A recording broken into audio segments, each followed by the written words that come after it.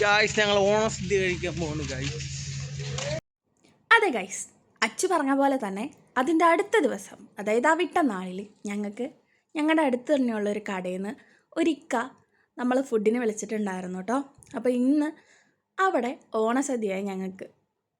അപ്പോൾ എങ്ങനെയാ ആ വിശേഷങ്ങൾ കണ്ടാലോ?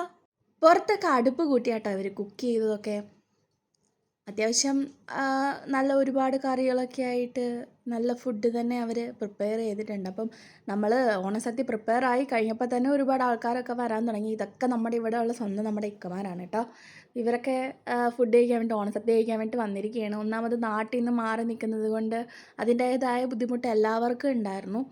അപ്പം ഓണസദ്യയൊക്കെ കിട്ടുകയെന്ന് പറയുമ്പോൾ തന്നെ അതൊക്കെ വലിയ കാര്യമായിരുന്നു. ഇന്നലെ നമ്മൾ നമ്മുടെ വീട്ടിൽ പറ്റുന്ന പോലെ ഉണ്ടാക്കി. അതുപോലെ തന്നെ ഇന്ന് നമ്മുടെ സ്വന്തം ആഷിഖിക്ക ഇവിടെ ഉണ്ടാക്കിയിട്ടുണ്ട് കേട്ടോ. ഞങ്ങൾ വന്നപ്പോൾ തന്നെ ഇവിടെ ഓരോ ആൾക്കാരും ഓരോ തിരക്കിലാണ്. നമ്മുടെ കൂടെ ദീപുവണ്ണനും വന്നിട്ടുണ്ടായിരുന്നു. നമ്മുടെ കൂടെ അല്ല വന്നത്, ദീപുവണ്ണൻ നേരത്തെ തന്നെ വന്നിട്ടുണ്ടായിരുന്നു. ദീപുവണ്ണൻ വന്നിട്ടുണ്ടായിരുന്നു, കോയക്ക വന്നിട്ടുണ്ടായിരുന്നു. അപ്പം ഓരോ ആൾക്കാർക്ക് കൊടുക്കാൻ വേണ്ടിയിട്ട് ഫുഡൊക്കെ പാക്ക് ചെയ്ത് വെച്ചിട്ടുണ്ടായിരുന്നു കേട്ടോ. നമ്മൾ വന്നപ്പോഴും പാക്ക് ചെയ്തുകൊണ്ടിരിക്കുകയായിരുന്നു. കാരണം വന്നു കഴിക്കാൻ പറ്റാത്ത ഒരുപാട് ആൾക്കാരുണ്ടായിരുന്നു. അപ്പോൾ അവർക്കൊക്കെ പാഴ്സലാക്കി കൊടുക്കുക എന്നൊരു ഇതും വെച്ചിട്ടുണ്ടായിരുന്നു. അതും എന്തുകൊണ്ടും നന്നായി എന്ന് തന്നെ പറയാം. കാരണം വരാൻ പറ്റാത്ത ഒരുപാട് ആൾക്കാരുണ്ടല്ലോ. ശരിക്കും ഞങ്ങൾ നേരത്തെ വിളിച്ചതായിരുന്നു, പക്ഷേ എണീക്കാനൊക്കെ കുറച്ച് ലേറ്റ് ആയതുകൊണ്ട് ഞങ്ങൾക്ക് കുറച്ച് ലേറ്റായിട്ട് വന്നോളായിരുന്നു. അപ്പോഴത്തേക്കും കോയയ്ക്ക് ഇവിടെ എല്ലാ പരിപാടിയും സെറ്റാക്കി, കോയയ്ക്കും ദീപണ്ണനും എല്ലാ കാര്യത്തിനുമൊക്കെ അടിപൊളിയായിട്ട് നിന്ന് അങ്ങനെ ചോറൊക്കെ വിളമ്പി എല്ലാവരും ഫുഡൊക്കെ കഴിക്കാൻ തുടങ്ങി കേട്ടോ. ഈ ഫുഡൊക്കെ ഓരോ ആൾക്കാർക്ക് പാഴ്സൽ കൊടുക്കാൻ വേണ്ടിയിട്ടായിരുന്നേ. ഞങ്ങൾ അതിനിടയ്ക്ക് ചുമ്മാ ഇങ്ങനെ വർത്താനമൊക്കെ പറഞ്ഞിരിക്കുന്നുണ്ടായിരുന്നു. കാരണം ഞങ്ങൾക്ക് വേറെ പണിയൊന്നും ഇല്ലായിരുന്നു, എല്ലാ പണിയും അവർ തന്നെ ചെയ്യുന്നുണ്ടായിരുന്നു. അപ്പം ഞങ്ങളിങ്ങനെ ഓരോ കാര്യങ്ങളൊക്കെ പറഞ്ഞുകൊണ്ടിരുന്നു. കോയയ്ക്ക് ആണെങ്കിലും ഒരുപാട് ഫുഡൊക്കെ പാഴ്സൽ ചെയ്തുകൊണ്ടിരിക്കുകയായിരുന്നു. കൊടുത്തയക്കാൻ വേണ്ടിയിട്ടുള്ള ഫുഡൊക്കെ പാഴ്സൽ ചെയ്തുകൊണ്ടിരിക്കുകയായിരുന്നു. അച്ചുവും ചേട്ടനും ഓടി ഓടി നടക്കുകയായിരുന്നു. കാരണം വിളമ്പാനൊക്കെ ആയിട്ട് അവർ രണ്ടുപേരും മുന്നിൽ തന്നെ ഉണ്ടായിരുന്നു. അവർക്ക് നേരത്തെ വരാൻ പറ്റാത്തതിൻ്റെ വിഷമം ഉണ്ടായിരുന്നു. പക്ഷെ എന്നാലും അവർ വിളമ്പുന്നതിൽ ആ വിഷമം അങ്ങ് തീർത്ത് കൊടുത്തിട്ടുണ്ട് ഗൈസ്.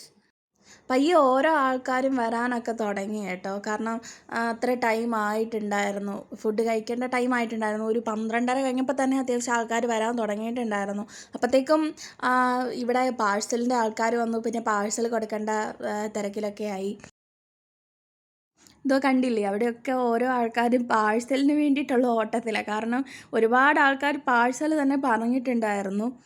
അപ്പം അതൊക്കെ പാക്ക് ചെയ്തുകൊണ്ടിരിക്കുകയായിരുന്നു. പിന്നെ കോയക്കൊക്കെ ഇങ്ങനെ ഓരോ കാര്യങ്ങളിൽ ഇങ്ങനെ ഭയങ്കര എൻഗേജ്ഡ് ആയിരുന്നു. എന്ന് വെച്ചാൽ നല്ല അടിപൊളിയായിട്ട് തന്നെ എല്ലാവരെയും ട്രീറ്റ് ചെയ്യാനൊക്കെ എല്ലാവരും തന്നെ നോക്കിയിട്ടുണ്ട്.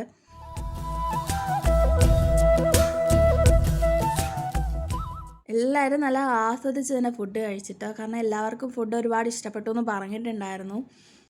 പിന്നെ പയ്യെ തിരക്കാവാൻ തുടങ്ങിയപ്പോൾ അച്ചുവും ചേട്ടനും അത്യാവശ്യം ഓടി നടന്ന് ഓരോ കാര്യങ്ങൾ ചെയ്യുന്നുണ്ടായിരുന്നു. പിന്നെ ഞങ്ങളിവിടെ നിന്ന് ചെറിയ ചെറിയ കോപ്രായങ്ങളൊക്കെ കാണിക്കുന്നുണ്ടായിരുന്നു, വേറെ പണിയില്ലല്ലോ. അപ്പം നമ്മുടെ മുരുകണ്ണൻ വന്നിട്ടുണ്ടായിരുന്നു, ശിബുവണ്ണൻ വന്നിട്ടുണ്ടായിരുന്നു. അപ്പോൾ മുരുകണ്ണനെക്കുറിച്ച് സ്പെഷ്യലായിട്ട് പറയേണ്ട ഒരു കാര്യമുണ്ട് കേട്ടോ. ഞങ്ങൾക്ക് ഇന്നലെ ഓണത്തിന് കൈനീട്ടം പോലെ പൈസയൊക്കെ തന്നിട്ടാണ് പോയത്. ഒരു ഓണ സമ്മാനം എന്ന നിലയ്ക്ക് തന്നു. പിന്നെ ഞങ്ങൾ ഫുഡ് കഴിക്കാനൊക്കെ ഇരുന്നു കേട്ടോ.